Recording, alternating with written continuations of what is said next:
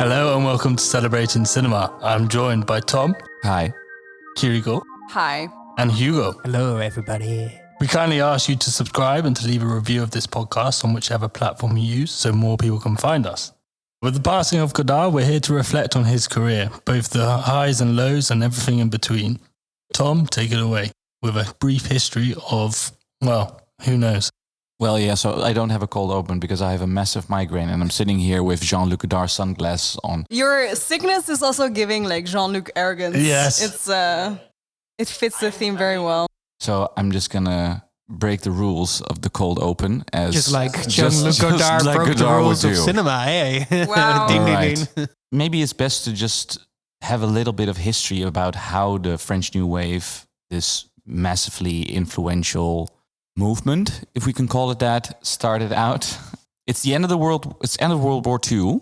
Here it goes already, wrapped up in laughter. My God, I've studied history and now you're giving me this. Not gonna lie, end of World War II gave many people a massive migraine.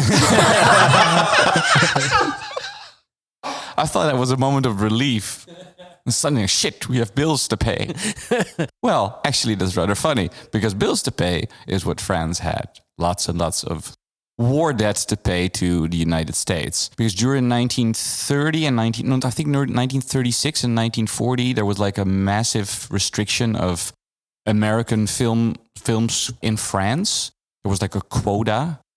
And due to sort of agreement between the Secretary of State of America and the Ministry of France, they lifted the war debt. What they wanted back in return was that the American market could sort of take over France. So all the quotas for American films were lifted from, I think it was like 130 movies per year could enter France.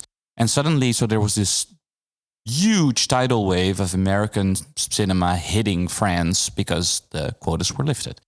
And in this era, Jean-Luc Godard grew up together with his fellow film critic buddies. Well, let's just name a few. François Truffaut, Jacques Rivette, Claude Chabrol. Jean Eustache. Jean Pistache. Le Jean Pistache.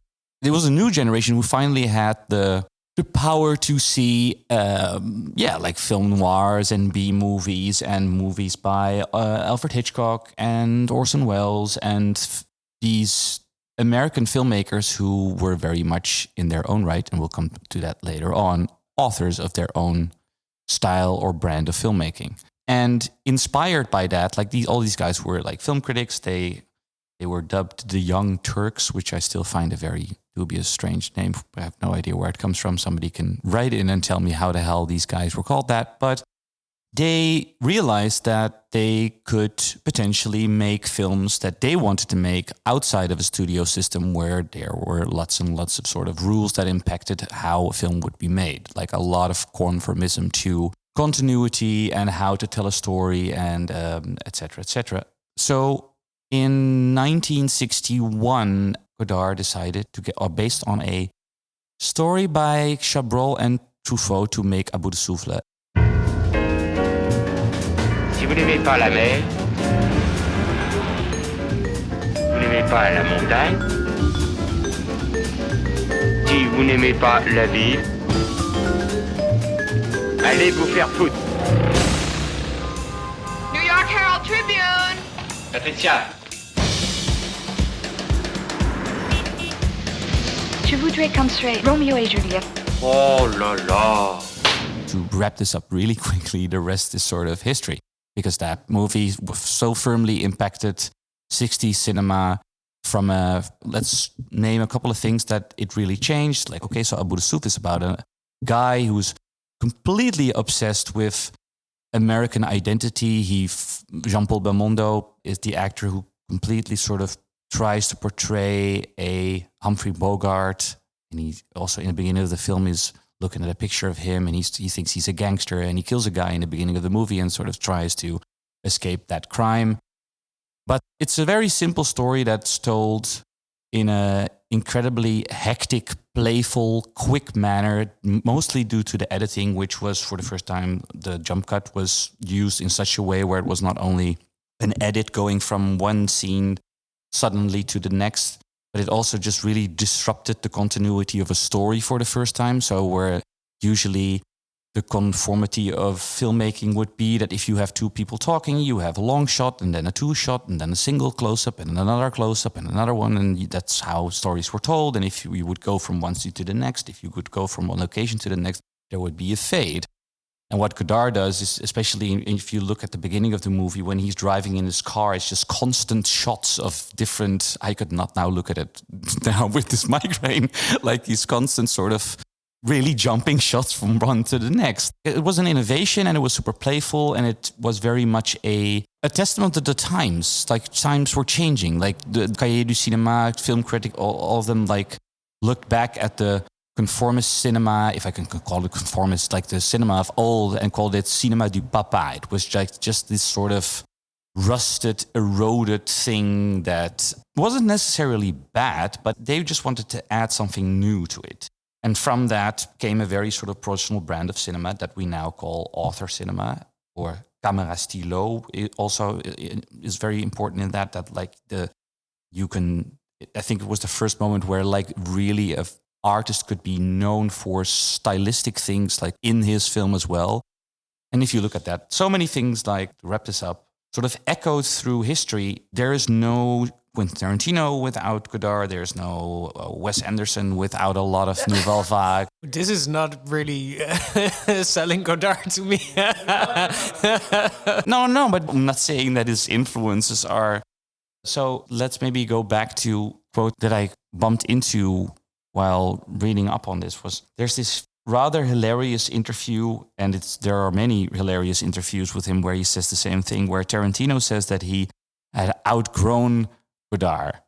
He was the most important filmmaker in his early years, and then when he got older, he realized that, well, he explains it that he was actually more obsessed with a review by Pauline Kael of the film Bonaparte than really with the film itself. That he was looking for something that what Godard did was like he made pulpy films, but sort of it was almost like he read a pulp novel, but the movie that he made of it was more the poetry between the lines than it was as necessarily like sort of the adaptation of the pulpiness. That's the same thing how Godard, I think, emanates film noir. It's like he's seen all these American films, but in between the lines, there's this existential thing that he actually takes out of it. And that's what his movies are really about.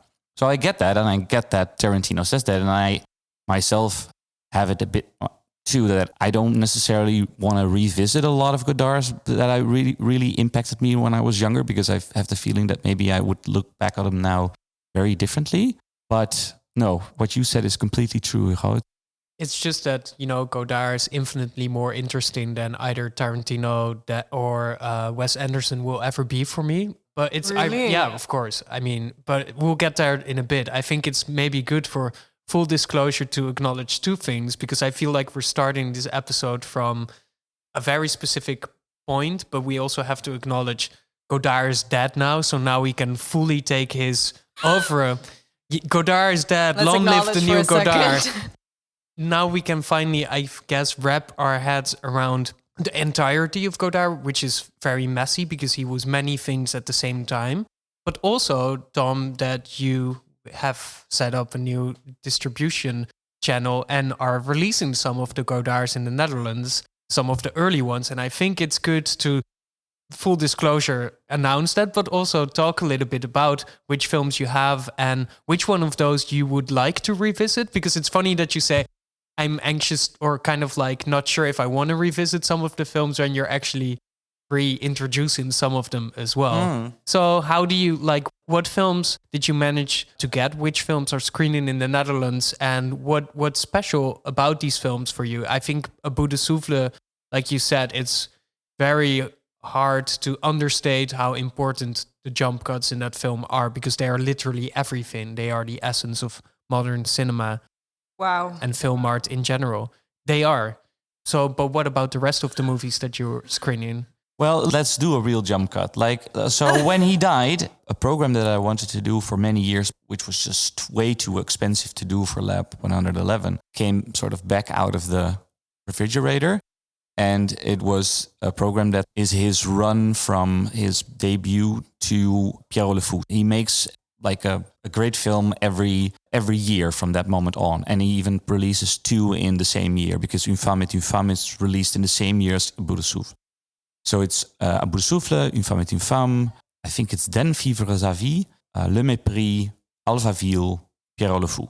And I really wanted to do that, like in a sort of early Godard program for years, but it was just too expensive. And then when he died, I said to another cinema in Rotterdam, like, hey, shall we do this together? And then there was another cinema in Maastricht which said, hey, can we chip in? And then somebody said, I can ask all art house cinemas in the entirety of Holland if we can all do this in sort of huge retrospective together. And then that ended up being such a strange situation, because I was talking to the rights holder for 5 of the films, and they suddenly said, like, well, maybe it would be interesting for you, because we had already started a distribution company to release some other films, to maybe buy these films for a short period of time so you can screen them for longer and more, and not do single screenings, which we pay a lot for, than just to have those films and then release them nationwide. So that ended up being the 5 Studio Canal titles, which are A Bout de Souffle, Le Mépris, Une femme est une femme, Alphaville, and Pierrot le Fou. So that's kind of how that came to be. And now in November, we will be doing a retrospective, and we are now not screening those films all twice, but are just the entire program is just taken over by 5 daily screenings of Godard movies. I remember you saying once that Pierrot le Fou used to be your favorite film. Yeah, I think it's in some ways still is. Beau comme tout. C'était un film d'aventure.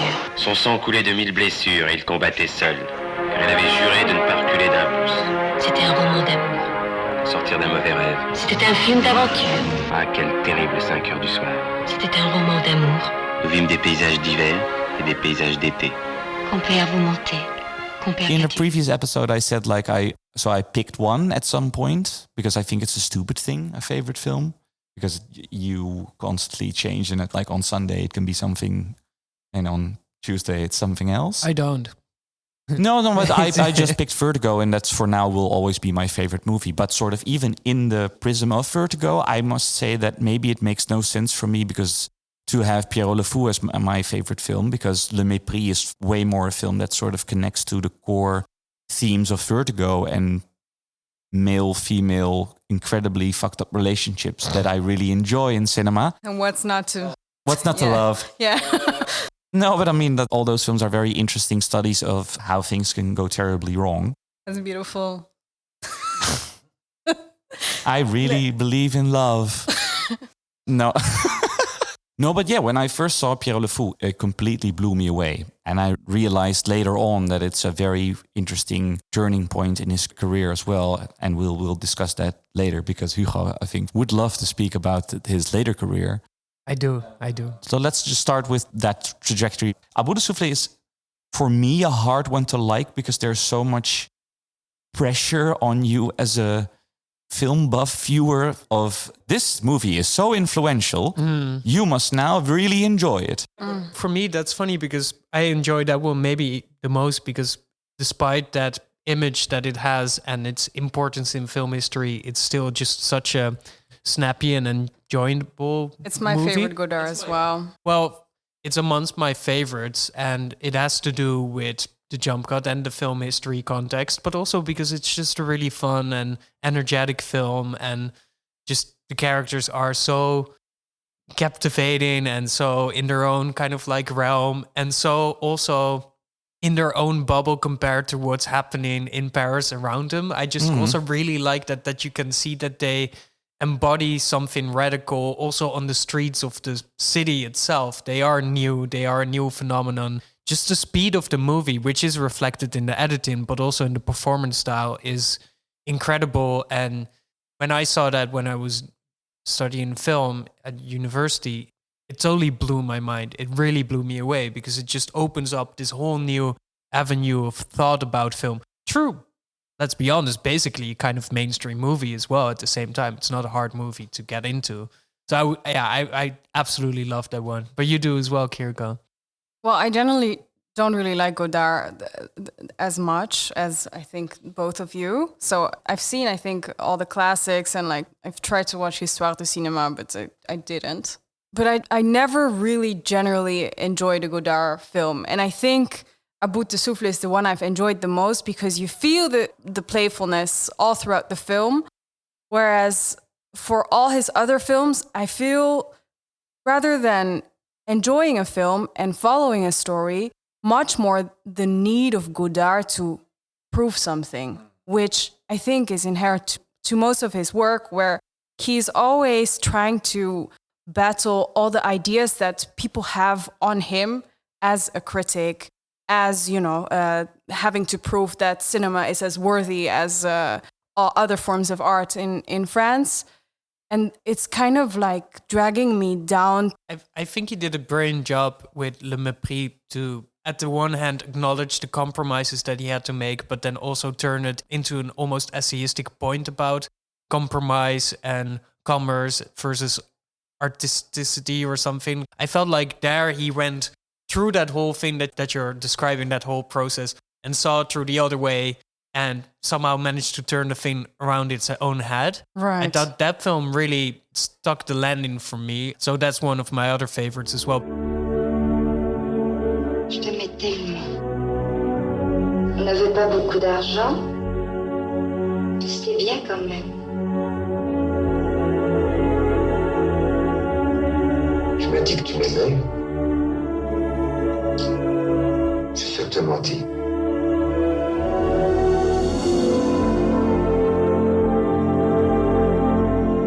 On lui a dit que vous aviez une femme très belle.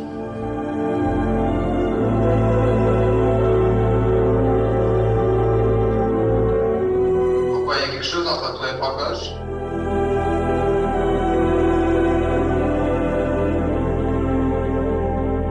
Pourquoi est-ce que tu me méprises?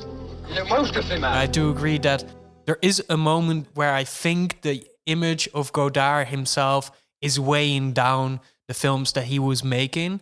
And there's also definitely a point where he totally drops that ball and does his totally own thing. And it's possible to categorize anymore, which is for me the most exciting era, but we'll get there in a bit. So the funny thing is, I am sort of emotionally completely in between you two. This is the reason why I'm hesitant to revisit them. Confessional corner. When I was really young, I was a black turtleneck wearing pretentious child in high school. When I first saw these films, I got teased a lot for that. You were doing your own thing. I respect that. Work, bitch. Look where you are now. So Godard was like perfect for me. He was like, yeah, you can be like a little pretentious fucking brat and just do whatever the fuck you want and get flack and then get sort of something out of it. I have no idea. But there is a very sort of, hey, look at me doing this thing in many of his films. Yeah, they're in a sense sometimes quite presentational, especially when his Marxist politics get they're into performative. the forefront. They're very performative, yeah. But the funny thing is, if you take something that I learned later on, if you look at the way he, for instance, very much influenced Scorsese, all the things that Godard sort of utilizes, like jump cuts or the use of irises, for instance, so that you have like the iris pulling in and you can focus on something, or the way he uses camera movement, which is very obvious in like Goodfellas, where the camera is moving with people, which is something that started in Nouvelle Vague, because suddenly people were using handheld cameras and you could have the camera be essentially, you can have an audience feel that they're watching a film because you're using the camera in such a strange way where you go like, wait, hold a minute, this makes no sense. Or the freeze frame at the beginning of Goodfellas when Ray Liotta says this. As far back as I can remember, I always wanted to be a gangster. Is a direct reference to Jules Legime, where Truffaut is constantly using freeze frames. In Scorsese's films, is that it's a sort of an evolution of what those guys were doing. He uses it very much for sometimes narrative or emotional impact. And in the films of Godard, it just sometimes feels it's only there either for the experiment or to say like, yo, look at this shit. This is crazy what I'm doing right now, right? And I hope I haven't outgrown that sort of playfulness that's in there. I really hope that when we're screening the films, I hope I will look at them and think about myself and think, oh yeah, I used to be that turtleneck wearing little brat. No, but I think you'll be right. And to be honest, I'm also saving rewatching some of these Godards for when I can see them in the cinemas in the Netherlands, because hey, what better place to watch them than in the actual cinema with people and experience them kind of anew. I think you'll be right, because I also think it, often you see a film for the first time, maybe you watch it for the story and you pick up on some other things. I think if you acknowledge that Godard always, was also a critic and an essayist in a sense, and a rebel and a political agent in a sense as well, and all of his films start to reflect that as well, then there will be another level that you will pick up on. Like every freeze frame that he puts in his film is not just there to fuck around with the film image. There is a philosophical underlying idea that he has about film and time, about life and death, about politics, about relations between people, about capitalism, about all these other kind of things. So a freeze frame can mean a lot of things depending on the context in which you see it, but also depends in which context you are when you are seeing it, of course. So I'm kind of really excited about seeing them in the cinema again. It's been a while, to be honest, with many of them. They will probably feel as anew. That's at least my impression that I'm getting from the rewatchability of his movies. Absolutely not pretension for pretension's sake. Yeah. I 100% agree. When we got all the stuff for the films, we had to work on the subtitling. And there was this really funny thing that I realized, that there's actually, with his films, there is literally something linguistically between the lines. Yeah. Even there, there's playfulness on one side, and then hyper serious, pretentious intellectual shit on the other side. But they are constantly sort of meshing with each other in this very awkward way. At the end of Abu Souf, there's the infamous, famous line. Qu'est-ce qu'il a dit? Il a dit, vous êtes vraiment une dégueulasse.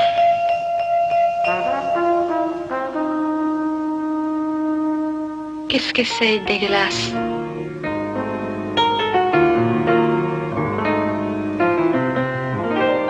Spoiler, Belmondo dies. He says he lips something, and then the guy standing next to Jane Seberg, she asks him, what did he say? And the guy says, well, so I can't translate it because that's the entire thing. What the guy says, I think, is, you are a slut. But the word slut, or in the thing that they use, is dégueulasse, which is a word that also means to vomit or puke. So the English translation is, he says... You make him vomit. Yeah, exactly. But that's not necessarily what he says. So when she says, what is a vomit? It's such a strange situation, because the movie is stuck in this sort of, what? No, the entire interpretation of this thing is because I was watching it, so I could change the subtitles for that. And I thought what is the word to choose? Especially in Dutch, because our language is even less lyrical than English. Coarse. Yeah. So now comes the ending of Pierrot le Fou, which is beautiful. There's so let's do the spoiler again. Belmondo dies, and the camera pans to the right, and it's just the sea, and there's no sound, and you only hear like a fire in the background, and suddenly you hear Anna Karina's whisper. Elle est retrouvée. Quoi? L'éternité. C'est la mer allée. Avec le soleil. It's a small part from a poem by Arthur Rimbaud, which is, so she has been found, what, the sea, and the sun. But it's recited in the film in such a way that it could be really funny, because you're looking at the sea. So she's been found. And then Belmondo asks her, what? That's just the sea. It's not poetic at all. So when I got the translation again, I was like, should the word just be in there? Should it just be the sea? So it's funny? Or should the word just be out? So it's a translation of the Rimbaud poem. It's again this sort of, it's being very playful with very heavy intellectual stuff. In that sense, he was, an omnivore and just so constantly intellectually hungry that, he couldn't stop himself, it seemed. And later he just mostly is more interested in literature than in cinema, because if you acknowledge that both film and, the novel or whatever are both mediums that employ a certain kind of language, then the language of film after a while becomes very coarse and sturdy and inflexible, because, you need to literally show a thing for it to exist in a film and do something with it. Or you have to be very good and work with anti-images and after images and whatever. But, you show a thing and it exists in the film. Whereas with language, you can convey a lot of things through these kind of like play of words that you're now describing. And I think he was incredibly conscious of those things. And I think a linguist would maybe watch his development of his cinema style and see many things in how he developed a kind of like image and a montage that was uniquely his own, and see how it relates to poetry and literature and other art forms. But later on, he just kind of like loses his trust somehow in film altogether, because it is not enough for where his mind is going. And he really comes back to the book all the time in his later work as well. I mean, his last film is called The Image Book, which makes sense because he was more interested in film as an image book than as a narrative film per se. So it's very funny that you're mentioning these things, because I wasn't aware how acutely he was working with those things in his early films. So that's really cool. Yeah. That's why for me, it sort of, my fascination with him stops after Pierrot Le Fou, because Pierrot Le Fou is very much not from a narrative, because Pierrot Le Fou is just Badlands, but then made by a French director, really. That's so nice. But it is like there's almost the entire thing with them living on an island is the exact sort of same, I don't know. Le père malade. Terre de mal. Terre de mal. We just lost like 50 French listeners. There are a lot of non sequiturs in Pierrot Le Fou, which are just sort of, like these political non sequiturs where he just goes into Vietnam, for instance, and makes these very brash sort of anti-capitalist statements, as you said before. Yeah. Before that, it wasn't really in his work. Yeah, it's in Petit Soldat, for instance. Yeah, and in Le Chinois, of course, Yeah. it really gets there. And, that's a fascinating period, of course, because there's a brand of communism around the time based mostly also around Maoism, which is, didn't really age that well. Yeah. But took a lot of the French and European or Western intellectual elites by storm. And he was a big proponent of that as well. I mean, it's good to also just mention again that in 1968, he was the one, together, I think, with Truffaut, right, who's handing in the curtains of Cannes and saying that film is just too bourgeois compared to the things that are happening on the streets. And I think that's very interesting, though, that this is a person that, film and all these other things are his bread and butter for the longest time. But when push comes to shove, he's handing in the curtain of the biggest film event of the year to say, what the fuck are we all doing? Let's go out on the streets. There's workers and students on the streets. So I do like that he had a political compass that was dedicated to causes without only being a salon-fähige socialist or something. So it was always, I guess, there, the awareness, but it became more of a leitmotif in his mid-era of his work instead of like the other way around, that a story could dance around it and it would have some elements. Yeah. Then suddenly that became the thing that the story should be about, right? That was what the characters were fighting about ideas and ideals. So that totally flipped his kind of cinema as well, I guess. Kiriko, does this conversation change at all how you look at Godard? No, because I agree upon all the things that you say. I mean, that's what I was saying. Like, his intellectual take on what he makes is evident and he's experimenting. He's really thinking everything through, and you feel it throughout the film. But because of, I would say also the lack of empathy that I feel in his films and sort of the douchebaggery aspect of his characters speak for him so much. I was wondering whenever we would get to that point where he's also seemingly quite unlikable. And I wanted to ask you... Please don't mention the scene from the Varda movie. Yes. Let's mention the scene. I want to mention the scene. It's one of the... I saw it this afternoon again, and it's one of the coldest, bitchiest, whiniest, shittiest things I've ever seen anybody do. Okay, I'm gonna bracket it because some people might have not seen it. Exactly. One of the most famous late films of Agnès Varda is Faces, Places, Visage, Village, in which she and JR, right, go across the French countryside, meeting people, photographing them, kind of making this kind of like road movie / cinema memoir / kind of like reflective document about the work of Agnès Varda. And then this JR guy is also there all the time and making photos of people, and they put them on walls and stuff. No, he's actually the artist making the photos and doing the things. Well, but where I have an opinion about JR, and I think it's going to be dissenting from yours, maybe. But there is a critical moment where they go to Switzerland to Godard's house, and because Varda, even though she was not officially part of the Cahiers gang back when the Nouvelle Vague became a thing, she was a bit of an outsider compared to also her late husband, Claude Chabrol. They were all associated, of course, in the same cinematic movement, the Nouvelle Vague. So she figured one of the final, also still living members of this grand cinematic moment in history is Jean-Luc Godard, and they go to visit him, I guess, to have a conversation about the old days and old age and whatnot. But I think the idea is also, so the reason why she does it is she says to JR, you always wear black sunglasses, as does Godard.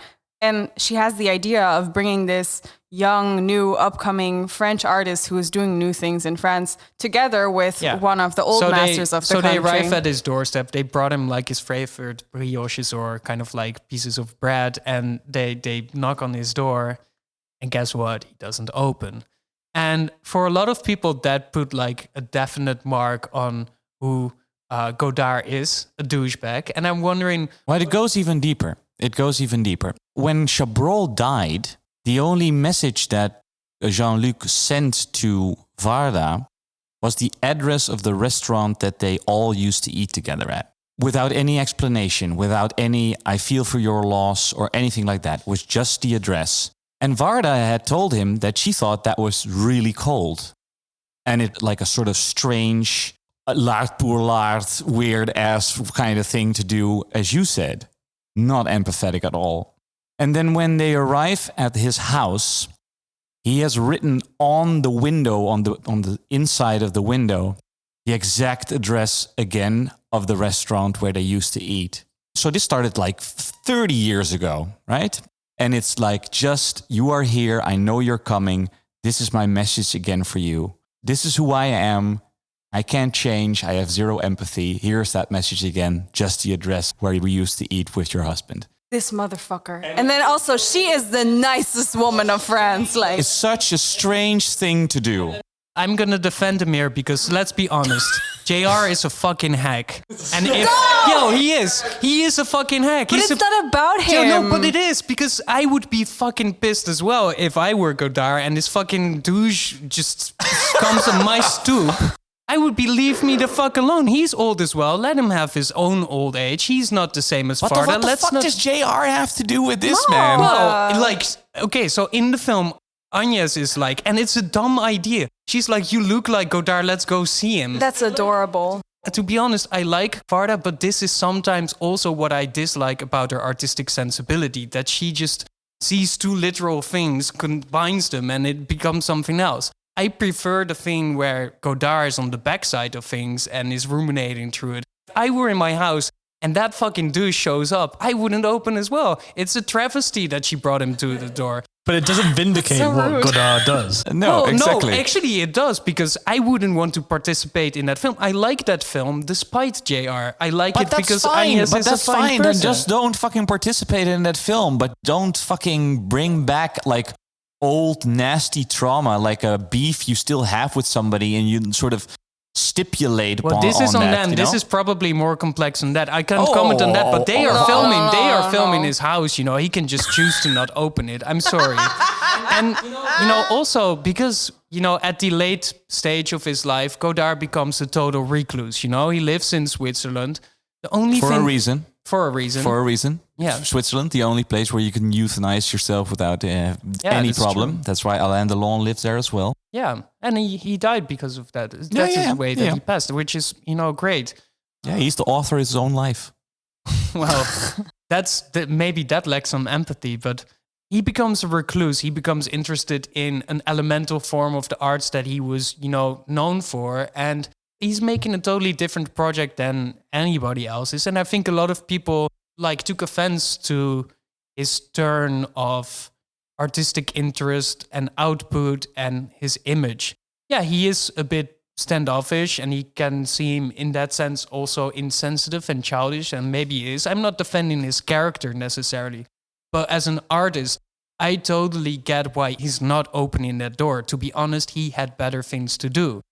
You know, his late work actually is some of my favorite things I've ever seen. I think the second Godard I ever saw in the cinema was Adieu au langage, you know, Goodbye to Language, which feels like a grand artistic statement as well, considering we talked a lot about the linguistic interest of his early works.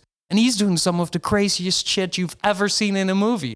I guess some people already have seen it and have been lucky enough to see it in the cinema. I'm not sure about you, but there's just this moment where he's experimenting with 3D and he makes a type of shot that is, again, never been done before in the history of cinema. And he's doing it in 2014 or something? I'm not sure if you know this shot, but there's a moment in that film. So the film is made in 3D. And he plays a lot in his typical late essayistic Godard sense, where again, he's doing two things at the same time all the time. And 3D is perfect for that because you have layers, right? You have a foreground and a background. There's this shot where people are in a park on a bench and something happens off screen. And the camera pans to what happens off screen. It seems to be a murder or something. There's a crime component to it. But at the same time, a part of the camera stays in the park at that bench that you're looking at. So one part of the camera pans to the right and one stays right ahead. So the image breaks. It's a new kind of split screen, but you can kind of control what you want to see with your own eyes through the 3D glasses by closing one eye or closing the other, or kind of like focusing on one side of the image or the other. That image becomes sharp and the other one becomes like mushy and blurry. So it almost makes like a choose your own adventure in very cheap 3D technology, and nobody has ever done it before. You know, those kind of things were incredibly inspiring to me. Also, that film is mostly about his dog. Just him and his dog in Switzerland going to the lake, filming his dog, and then having all these like poetic voiceovers. It's kind of like Godarian thing. He's just like a mumbling old man, and half of the time I don't even know what he's talking about. But I love it, you know. I'm soaking it up. I'm like, yes, let's fucking go. He's more interested in two things: in just playing around with the film image and making kind of like philosophical quandaries about it, and his dog. And the rest can just kind of fuck himself, you know? He makes films almost by himself with a couple of trusted people, and that's it. I love it. So I'm going to go on the line and just say that I understand where he was coming from at that moment. I'm sorry. His most famous quotes, of course, is like, every movie has a beginning, a middle, and an end, but not necessarily in that order. Yeah. You sort of went there now. Yeah, thank you. Yeah, it's true.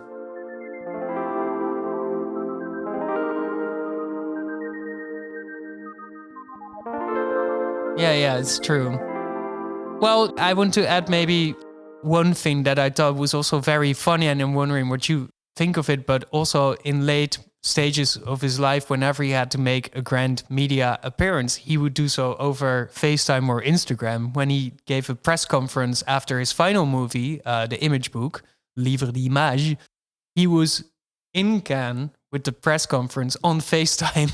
And there was just in front of a zillion microphones and cameras, and people are just recording the sound that comes from his phone. So he's, again, just kind of like, I like that he embraced this new technology and never stopped being curious while being a total hermit and recluse in his own house in Switzerland. And one of the biggest last interviews that he gave was on Instagram Live, where he went and talked for 45 minutes or so about film and many other things, I guess. You can find it online with English subtitles, by the way. But just, yeah, he found still ways to be a present artist, but in a different form. And in that sense, he still was maybe fresh and relevant. I don't know, hasn't he always been that? I guess the quality that you're highlighting that I've never really seen in Godard's life is his secrecy, or especially the comfort of his own life and finding adventures within the walls of his own house, basically, is something that is such an unattractive idea for me, and is exactly the opposite of what Agnes Varda has done in her life. That's true. I completely understand why he hasn't opened the door for her, because she's there at 94 or whatever, still doing the same thing that she was doing when she was 20-something, going on the bus or on the train and going all through France and, finding what you would describe as finding two things and putting them together as one. Or I would such a generous Captain Planet with all their powers combined. Kiwi, apple, fruit. I have met the fruit. No, but it's something you could also I'm so generous for Varda now. See Jesus. as associative adventure. I would is what you could that's call it. a better way of phrasing it. But it's like such a sad, again, douchebaggery way of growing old, which is... I again disagree. Yeah, that's totally I think every fine. great artist, but every person in general also deserves to, bracket off their own way of in which they want to make art and be a public figure. Absolutely. And he has managed... It translates in his films. Yes. Like, he plans out every route of his adventure. And you can follow that route and dig really, really deep into it. And I guess that is also the joy of Godard, and also the reason why you can rewatch something for a bazillion times and go further into his train of thought about things. The adventure is gone for me. I have one sense. very, very funny thing about the Image book, which is his grand final video, essay, film about, again, the book as a superior form opposed to film, and about also his whole obsession with the Middle East as a new kind of as an unexplored territory also for Western thinkers, blah, blah, just all political component there as well. But he cites many, many films. Again, also Tommy cites Vertigo and all these other beautiful stuff, and many writers and many poets and paintings. But there's also a moment in the film where there's just a couple of shots from a porn movie. And then in the credits of the film where he lists all the things that he cited, you have all these kind of Hitchcock and this and that. And then just one mention, porn. Just very literally porn, no source, no nothing, which is, but it just felt very funny. That's the most literal thing in the film, and that it's also described as the most literal film. But again, deeply disrespectful, because that porn movie was made by Agnes Varda. So, that film is called Varda par Varda.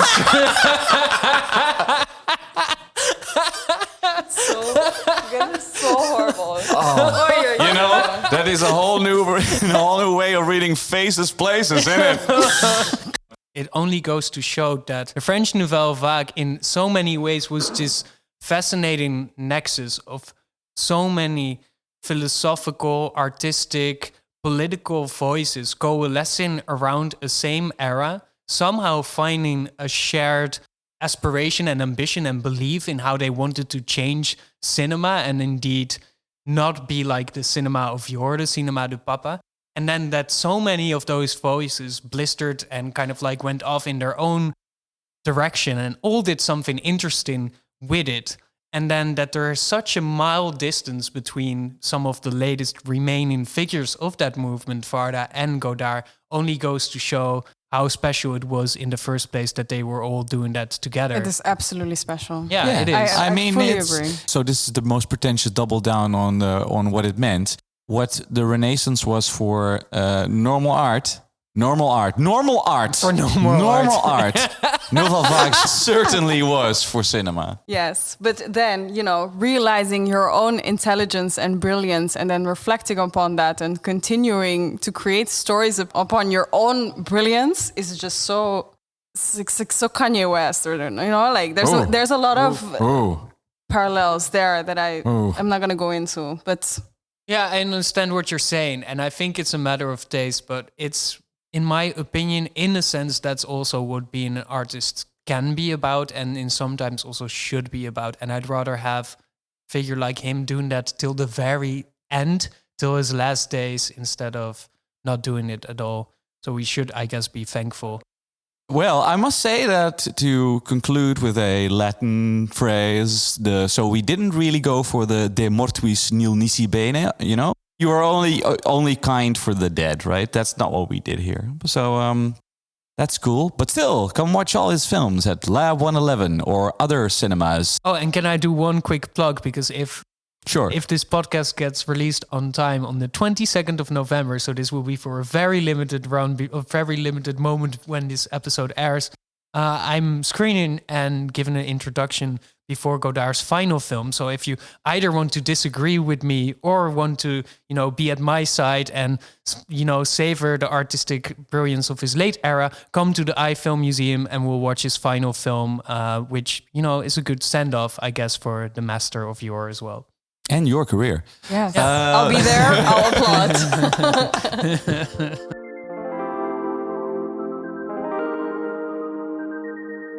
Oh, well, there you have it. As you know, this episode is sponsored by Mubi, a creative streaming platform. In partnership with Lab 111, you can enjoy the first 30 days free at mubi.com/lab111. There you'll find handpicked films, including ones we celebrate here on this podcast.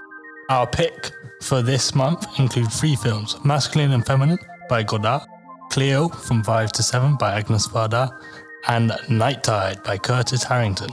Our next episode will be about film noir. We'll take a trip down Nightmare Alley. Tales from Nightmare Alley. If you enjoyed this episode, please leave a review on whichever platform you use so more people can find us. Make sure to subscribe and stay up to date with all new releases. You can follow us on Lab111 on Instagram. Feel free to send us any questions at celebratingcinema@lab111.nl. As always, we provide show notes and include all films mentioned as well as links to tickets at screenings here at Lab 111. This was a production produced and edited by me, Elliot. Music from Hugo and Mazal and artwork by Studio FFF. Thank you very much for listening and until next time. Yay! Bye! Ciao, ciao! Adieu, adieu, Ma ligne de langage. chance. Ma ligne de chance, ma ligne de chance. Dis-moi chérie, qu'est-ce que t'en penses? Oh, ce que j'en pense. Quelle importance. C'est fou ce que j'aime ta ligne de hanche.